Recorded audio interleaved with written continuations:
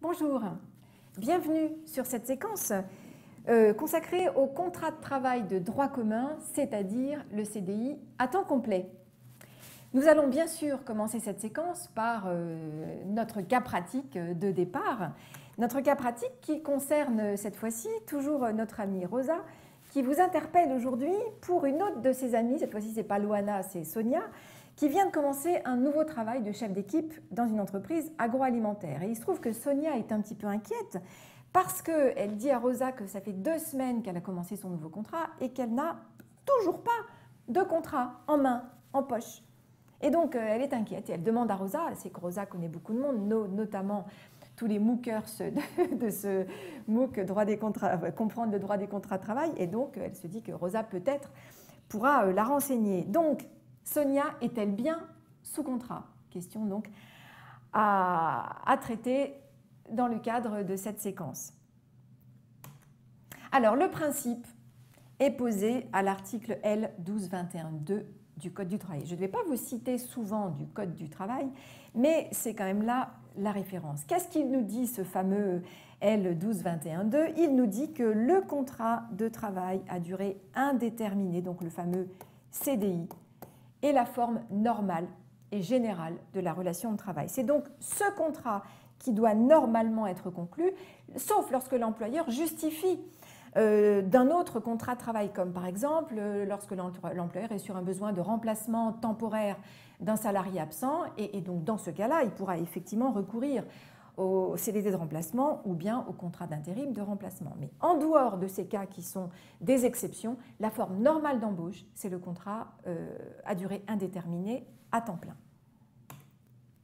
Alors quel est le formalisme qui est toujours posé par le Code du travail? Le formalisme, en fait, il est réduit à pas grand-chose au niveau du CDI à temps complet. Pourquoi? Parce que voilà ce que dit notre législateur. Il nous dit que le contrat de travail, donc le CDI, peut être établi selon les formes qu'il convient aux parties contractantes d'adopter. Autrement dit, il n'y a aucun formalisme spécifique propre au CDI à temps plein, sauf, attention, sauf lorsque les conventions collectives prévoient un formalisme particulier, comme par exemple la fourniture d'un contrat écrit dans un délai défini.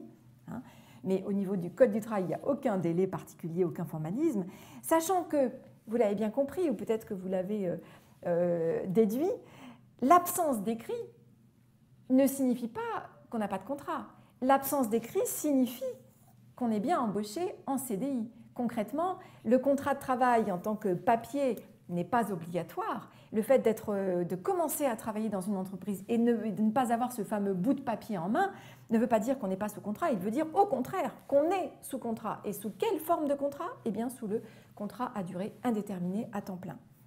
Alors tout de même, on a un délai pour transmettre un écrit au salarié. L'employeur doit le transmettre normalement dans les 2 mois qui suivent son arrivée, et ça relève d'une directive de 1991, directive européenne. Je vous renvoie à notre séquence sur les sources du droit du travail, sur l'importance donc du droit européen dans notre droit interne. Alors, quels sont les éléments essentiels du contrat qui doivent être écrits et qui doivent figurer donc dans ce fameux écrit que l'employeur doit transmettre au salarié dans les 2 mois? Dans cet écrit, tout de même, je ne vous l'ai pas précisé, ce n'est pas forcément un contrat, ça peut être tout simplement des éléments qui figurent sur la feuille de paye du salarié.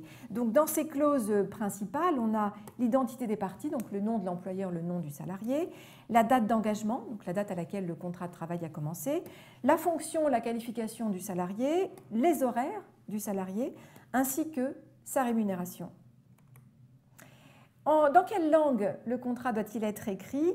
Alors le Code du travail nous donne quelques précisions. Normalement, le contrat de travail doit être rédigé en français.